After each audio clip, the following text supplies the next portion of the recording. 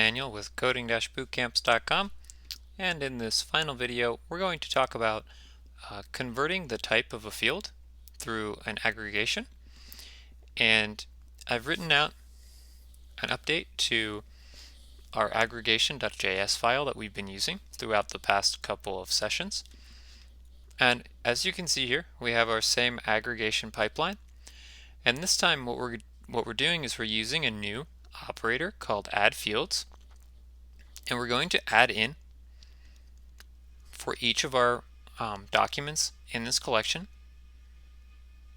a new field called converted salary, and we're going to say that converted salary is going to be equal to the conversion operator and its specification here, which as a whole is saying the field salary in our employee converted to a string. So this whole thing here becomes our new converted salary field on our employees. And we'll print each one out as we go along. So if we save this and we go back to our terminal, and go ahead and clear for some space here,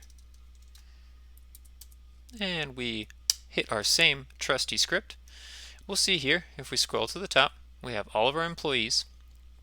Each employee still has their salary field. They also have a converted salary field. Notice that the first salary field is the original integer value, and the new field that we created called converted salary is that same value but as a string.